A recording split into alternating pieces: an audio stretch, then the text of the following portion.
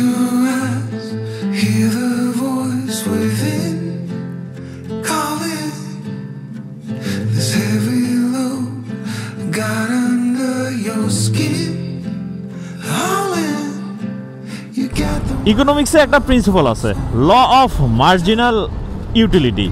ধরেন আপনি আইসক্রিম খাইতে পছন্দ করেন, কিন্তু আপনি যদি প্রতিদিন আইসক্রিম খাওয়া শুরু করেন, প্রথম দিন আপনার কাছে ভালো লাগবে, দ্বিতীয় দিন একটু কম ভালো লাগবে, তৃতীয় দিন আরেকটু কম ভালো লাগবে, এভাবে দিন যত যাবে তত ভাল লাগার পরিমাণ কমতে থাকবে, আর একটা সময় গিয়ে আইসক্রিম আপনার ভালোই লাগবে না। কিন্তু ইকোনমিক্সের এই প্রিন্সিপালটা বান্দরবনের ক্ষেত্রে কাজ করে না। গত 2 মাস টানা 2 বার বান্দরবন গেলাম, এই মাসে আবার বান্দরবন যাচ্ছি, কিন্তু আমার কাছে খারাপ লাগতেছে না, উল্টা প্রতিবারই আরো বেশি এক্সাইটিং লাগতেছে। তার কারণ হচ্ছে অবশ্য বান্দরবন প্রতিবারই ডিফারেন্ট কিছু আমাকে অফার করছে।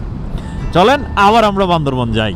পাহাড় কখনো বোরিং হতে পারে না, তার সাথে যদি পাহাড়ি রাস্তায় রাইডের সুযোগ হয় তাহলে তো কোনো কথাই নেই।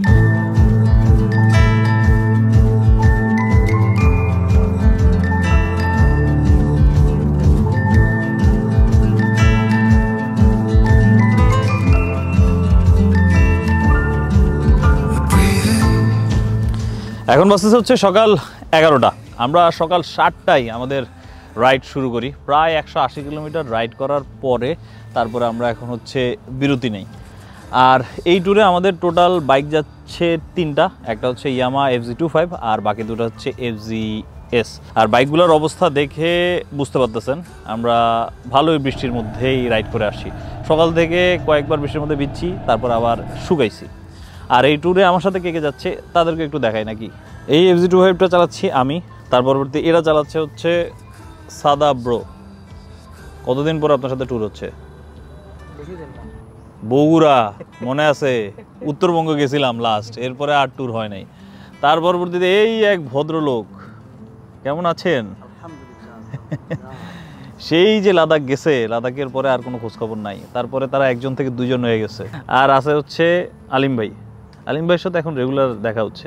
আর আলিম ভাই হচ্ছে এই FZS-টা নিয়ে বের হইছে। সো ব্রোস, কাহিনী যেটা হইছে, আমাদের এবারের ডেস্টিনেশন হচ্ছে বান্দরবনের বগালেক।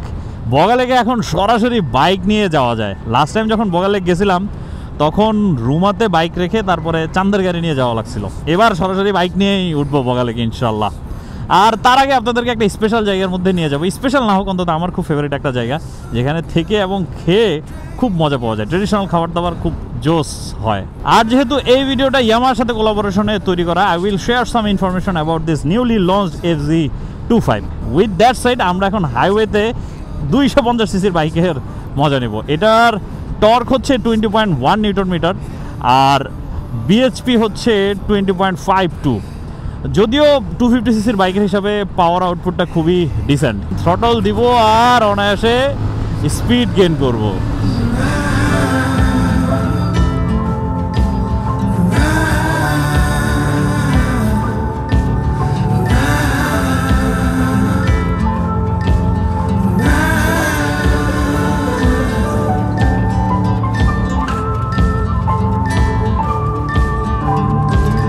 একটা 250 সিসির বাইক নিয়ে আপনি যখন ট্যুরে যাবেন আপনি অনেকগুলো অ্যাডভান্টেজ পাবেন। তার মধ্যে প্রথম অ্যাডভান্টেজটা হচ্ছে হাইওয়েতে রাইডের ক্ষেত্রে। বাস বা ট্রাকগুলোকে যখন চেস করতে যাবেন তখনই সেটা ফিল করবেন। এই যে ধরেন কক্সবাজার চিটাগং রোডের এই বাসগুলা, এগুলা একে তো সাইড দেয় না, তার উপর এগুলার গতিও ভালো থাকে, যার কারণে এগুলারে ওভারটেক করা একটু প্যারা। আমার কাছে যদি 150 সিসির কোনো বাইক থাকতো তাহলে হয়তো আমাকে অনেক বেশি সময় নিয়ে তারপর ওভারটেক করা লাগতো, বাট এখন এটাকে ওভারটেক করা খুব একটা বেশি প্যারা হবে না। এই যে ধরেন জাস্ট একটা থ্রটল দিব, তারপরে ইজিলি ওভারটেক হয়ে যাবে। 250 সিসির বাইক আপনাকে এই ধরনের কনফিডেন্সই দেয়। আসলে অনেক রাইড হয়েছে, এবার একটু শান্তি দরকার, যার কারণে এখন বান্দরবন শহরে ঢোকার পরে আরও অনেক ভিতরের দিকে এসে আমরা এই জায়গাটার মধ্যে এসে দাঁড়াইছি। এখানে পাহাড়, আর আমি যদি একটু শান্ত হই, সব পোকামাকড়ের শব্দ।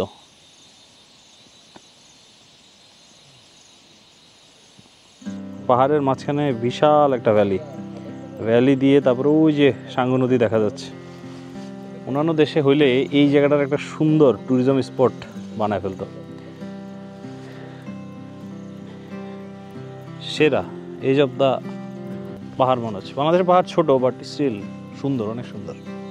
আর একটা ইন্টারেস্টিং ফ্যাক্ট বলি, এই যে এই ভদ্রলোকটা দেখতেছেন, এই ভদ্রলোক নেপালে আমার সাথে রাইড করছে পাহাড়ে, থাইল্যান্ডে আমার সাথে রাইড করছে পাহাড়ে, ভিয়েতনামে আমার সাথে রাইড করছে পাহাড়ে, কিন্তু সে বাংলাদেশে জীবনে কোনোদিন পাহাড়ে ঢুকে নাই। আজকে হচ্ছে সে প্রথমবারের মতো বাংলাদেশে মানে বান্দরবনে প্রথমবারের মতো সে রাইড করতে। নট অনলি বাইক নিয়ে, যে কোনো ভেহিকেল নিয়ে যে কোনো ভাবে বান্দরবনে আমার আজকে জীবনের প্রথম ঢোক। কি কোন এটা বের করে দাও দেশ থেকে। এই যে এই জায়গাটা দেখেন, এই জায়গাটা একটা মাচা আছে, এখানে বসে খুব সুন্দরভাবে পাহাড় উপভোগ করা যাবে।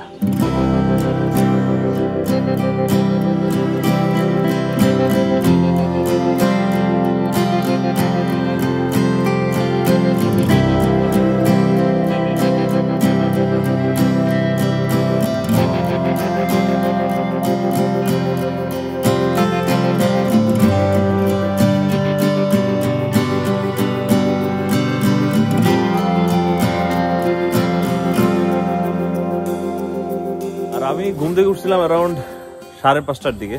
তার পরবর্তীতে এখন হচ্ছে এই যে আলিম ভাই উঠছে। আলিম ভাই কই? আলিম ভাই উঠে ভিউ দেখতেছে, মাত্র উঠছে, কিন্তু সকালবেলা উঠলে আর একটু মার্জিত মেঘ দেখতে পাচ্তেন আর কি। মার্জিত মেঘ মানে হচ্ছে মেঘ উইথ স্মুথনেস, সুদিংনেস। আর সাদাব ভাই এখনো ঘুমাইতেছে। আমার উপর রেসপন্সিবিলিটিস বেশি তো, এই জন্য আমার সবার আগে উঠতে হয়েছে, সকালবেলা উঠে ড্রোন শট নিতে হয়েছে। আমরা যে রিসোর্টটায় রাতে ছিলাম সেটার নাম হচ্ছে চিম্বুক হিল রিসোর্ট। এটা একেবারে চিম্বুক পাহাড়ের উপরে, এবং আশেপাশের পাহাড়গুলোর মধ্যে চিম্বুক পাহাড়টাই সবচেয়ে বড়, যার কারণে এখান থেকে চারিদিকের একটা সুন্দর ভিউ পাওয়া যায়। তার উপরে পরিবেশ সবসময় এখানে নিরিবিলি, শান্ত আর মেঘে ঘেরা।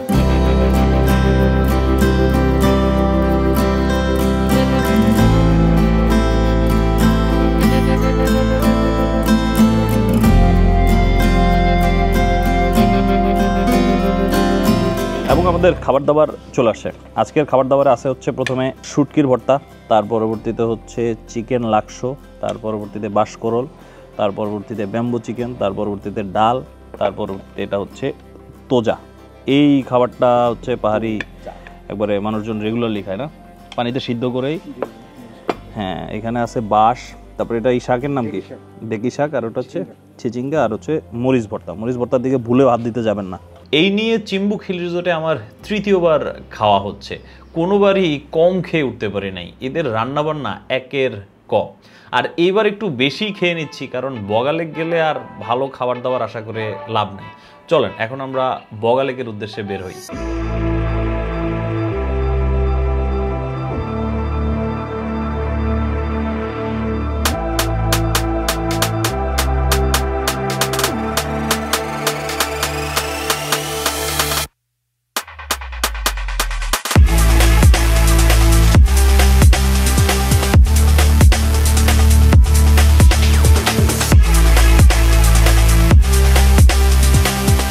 আপনাদের দুইজনের সিগনেচার আমি দিয়ে দিয়েছি। এখানে টোটাল 3 কপি, 1 কপি এখানে জমা দিলাম, 1 কপি এখানে পুলিশ। আর বাবুল ভাই, আর কোনো চেকপোস্ট আছে না? ডিরেক্ট চলেন তাহলে, ডিরেক্ট জায়গা।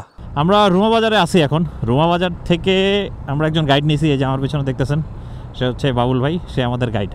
আমরা 2 দিনের জন্য নিয়েছি। এই যে আজকে দিন আর অল্প একটু আছে, আজকে দিনের জন্য আমাদেরকে 700 দিতে হবে, কালকে দিনের জন্য আমাদেরকে 700 দিতে হবে, মানে 1400 টাকা দিতে হবে। তারপরে ওনার থাকার খরচ, ওনার খাওয়ার খরচ, সেগুলোও দিতে হবে। মানে টোটাল 2000 টাকা আমার ওনার পিছনে খরচ হয়ে যাবে। আর 15 জনের জন্য সম্ভবত একজন গাইড লাগে। আপনি একজন আসেন আর 15 জন আসেন, গাইড একজন আপনার সাথে যাবেই। আর রুমা বাজার থেকে মাত্র 16-17 কিলোমিটার হচ্ছে বগালেক। এই 16-17 কিলোমিটারের জন্যই গাইড নিতে হয়। কেন নিতে হয় সেটার অ্যান্সার নাই, কেন আমি টাকা দিব সেটার অ্যান্সার নাই, কিন্তু দিতে হবে, এই প্রশাসন বলছে তাই দিতে হবে। যেহেতু পাহাড়ি রাস্তায় রাইড হচ্ছে, 250 সিসির একটা বাইক নিয়ে পাহাড়ি রাস্তায় রাইড করার ক্ষেত্রে কি অ্যাডভান্টেজ পাবেন সেটা নিয়েও আলাপ হয়ে যাক। FZ25 নিয়ে পাহাড়ি রাস্তাগুলোর মধ্যে রাইড করতেছি। 250 সিসির বাইক হওয়াতে একটা মজা আছে পাহাড়ি রাস্তায় রাইড করে। আপনি যখন হাইওয়েতে রাইড করবেন 250 সিসির মজা তো পাবেনই, টর্ক ভালো, পাওয়ার ভালো, হ্যাঁ মজা পাবেন, কিন্তু পাহাড়ি রাস্তার আরও কিছু ভালো দিক আছে। আমি তো 150 সিসি বাইক নিয়ে পাহাড়ে কম ঘুরি নাই, তো 150 সিসিগুলোতে যেটা হয়, যখন আমরা আপ হিলে উঠতে যাই ইঞ্জিনে প্রচুর পরিমাণ প্রেশার পড়ে, একবারে ডাউন শিফট করে 1 নম্বর গিয়ার এনে তারপরে আপ হিলে উঠতে হয়। কিন্তু যখন 250 সিসির একটা বাইক চালাবেন তখন অত কষ্ট করতে হবে না। আপনার বাইক 2 গিয়ারে আছে, 3 গিয়ারে আছে, কোনো প্যারা নেই। অনেক স্মুথলি আপনি হাইট গেইন করতে পারবেন। হ্যাঁ, কখনো কখনো যদি প্যারা ফিল করেন, আপনি 4 নম্বর গিয়ার থেকে ডাউন শিফট করে 3 নম্বরে আসবেন, 1 নম্বর গিয়ারে যাওয়ার দরকার হবে না। এখন FZ25 নিয়েও সেটা ফিল করতেছি, 1 নম্বর গিয়ারে আসলে যাওয়ার দরকার হচ্ছে না। আমি 2, 3 এই গিয়ারগুলোতেই চালাচ্ছি এবং একটু মজা নিতেছিলাম। মজা নিতে নিতে খেয়াল করলাম আমার পিছনে যে সাদাব ভাই আর হচ্ছে আলিম ভাই ছিল তারা গায়েব হয়ে গেছে। এখন তাদের জন্য আমাকে আরেকটু স্লো চালাইতে হবে।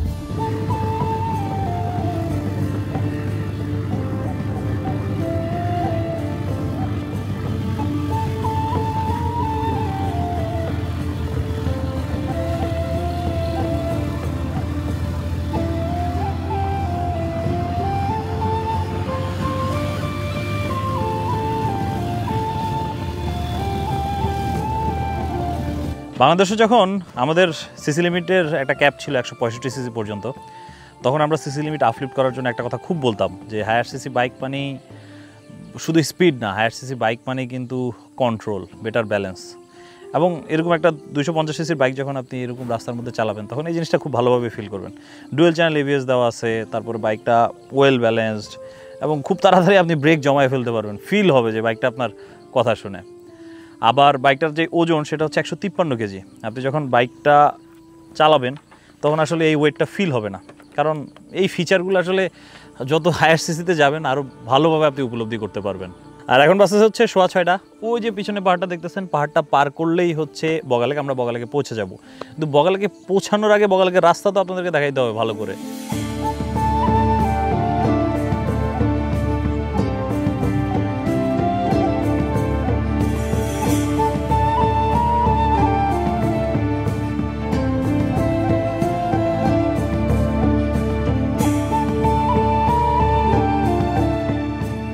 এবং আমরা বগালেকের যে লাস্ট ঢালটা আছে সেই ঢালটা দিয়ে উপরের দিকে উঠতেছি।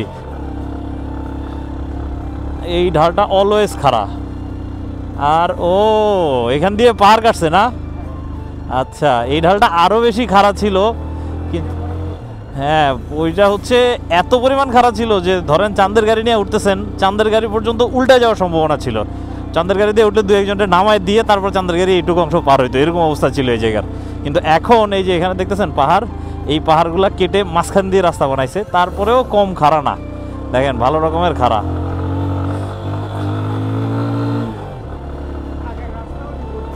হ্যাঁ, আগের রাস্তা ছিল উপর দিয়ে, বাট পাহাড়গুলা কাটার পরে কিন্তু ভালো রকমের সুন্দর লাগতেছে। ভিতরে পাহাড়ের যে কালারটা, ছাই কিন্তু গ্লসি ছাই, দেখেন হালকা, মানে সাময়িক সময়ের জন্য আমরা লাদাখের ফিল পেলাম। অ্যান্ড ব্রোজ, ফাইনালি আমরা চলে আসছি হচ্ছে বগালেকে। এই হচ্ছে বগালেক।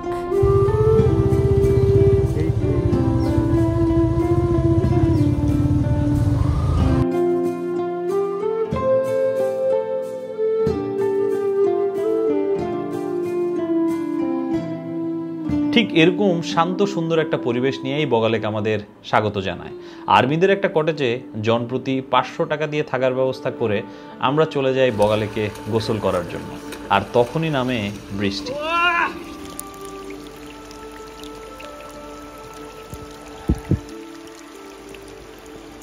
এটা যে কি দারুণ একটা অনুভূতি, এটা আপনি ঘরে বসে ফিল করতে পারবেন না। তার জন্য আপনাকে বগালেক যেতেই হবে।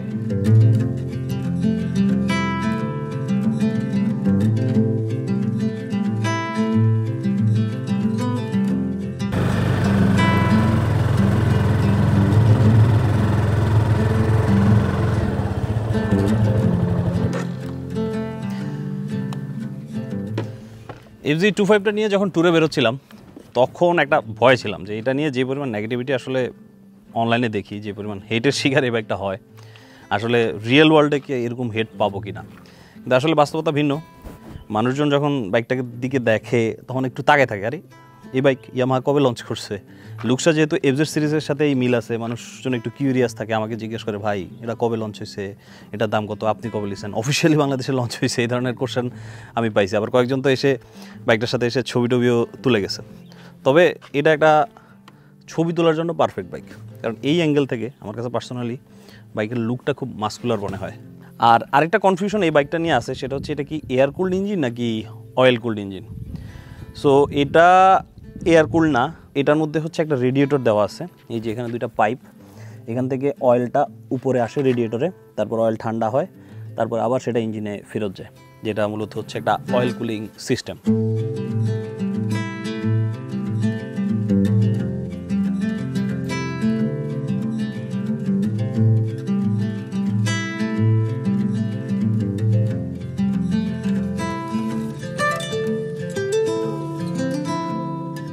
আমার কিছু সাজেশন আছে টু ইয়ামাহা। এই বাইকটার আরও পোটেনশিয়ালিটি আছে, সেটাকে আনলক করার জন্য আমার মনে হয় ওই জিনিসগুলো দরকার। তার মধ্যে প্রথম জিনিসটা হচ্ছে প্রাইসটা আমার কাছে মনে হচ্ছে অনেক বেশি। 4,35,000 টাকা is too high for this bike. তবে ট্যুর শেষ করে এখন ঢাকায় এসে জানতে পারলাম ইয়ামাহা FZ25 এর দাম কমানো হয়েছে 25,000 টাকা। Good decision by Yamaha. Market রিয়াকশনের উপর বেস করে রেসপন্ড করাটা দরকার ছিল। ইয়ামাহা মার্কেটে এমনভাবেই পজিশনিং করে যে এটাকে মানুষজন প্রিমিয়াম ব্র্যান্ড হিসাবে বিচার করে। সো প্রিমিয়াম ব্র্যান্ড হিসাবে আমার কাছে মনে হচ্ছে যে মিটারটা একবারে বাইকের সাথে যায় না, মিটারটার মধ্যে আরও বেশি আপগ্রেডেশনের দরকার আছে। আর এর সাথে আরেকটা জিনিস যেটা আমার পার্সোনালি খুব ফিল হয়, যে এটা যদি থাকতো তাহলে বাইকটা ফুললি একবারে প্রিমিয়াম একটা ফিল দিয়ে দিত, সেটা হচ্ছে USD ফোর্ক। মানে এই বাইকটার সাথে USD ফোর্ক হলে বাইকটার লুকও টোটালি চেঞ্জ হয়ে যেত। জাস্ট এখানে চিন্তা করেন গোল্ডেন কালারের USD লাগানো আছে, সেই না? এই সমালোচনাগুলো করার পরেও যদি এই ভিডিওটা আপলোড হয় তাহলে বুঝে নেবেন যে that is a very good approach from Yamaha and I really appreciate that. You got the white knuckles holding on it tight, keeping your feelings bottled up inside, heading for collision. আমরা এখন চলে আসছি বগালেক থেকে একটু উপরের দিকে। এই জায়গাটায় অফিসিয়ালি আসার অনুমতি নাই, তারপর আমরা চেকপোস্ট একবার বলে আসছি যে আমরা একটু সামনের দিকে যাবো, একটা ছবি তুলবো। অনেক বলার পর আচ্ছা বললো যে যাবেন আর চলে আসবেন। এখন এই জায়গাটায় দেখেন আমি দাঁড়িয়ে উপর থেকে ওই যে ফুল বগালেকটা দেখা যাচ্ছে, কি অসাধারণ ভিউ, তাই না? মানে একবারে মন জুড়ানো ভিউ। বগালেকের পাড়ে থেকে বগালেকটা দেখা আর পাহাড়ের উপর থেকে বগালেকটা দেখার ডিফারেন্স হচ্ছে এখানেই। আমরা থাইল্যান্ডে একটা গ্রামে গেছিলাম যেটার নাম হচ্ছে ব্যান রাক থাই, একবার মায়ানমার বর্ডারে। সেখানেই এরকম একটা লেক, এবং লেকটাকে ঘিরে এত সুন্দর একটা গ্রাম তৈরি করে ফেলছে থাইল্যান্ড। আমাদের দেশে আসলে কেন যে হয় না আমি সেটাই বুঝি না। হয়তো অনেক সিন্ডিকেট কাজ করে, হয়তো সবাই যার যার স্বার্থের কথা চিন্তা করে। যদি সামগ্রিকভাবে দেশটাকে নিয়ে সবাই চিন্তা করতো না, তাহলে আমাদের দেশটা আসলে অনেক সুন্দর হইতে পারতো। দেশটা সুন্দর, কিন্তু আর একটু গোছানোভাবে সুন্দর হইতে পারতো।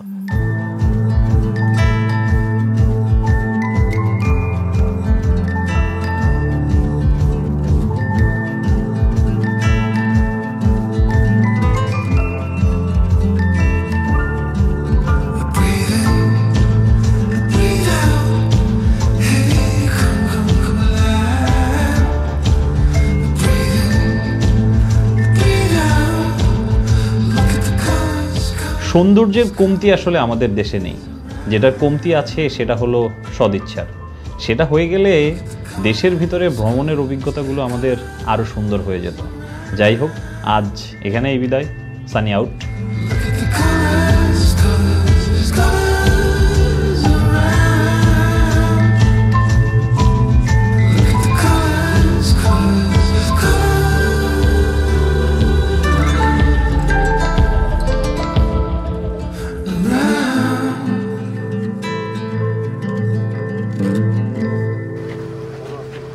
ভাই কামড়া দেন, ভাই কামড়া না দিলে হয় না।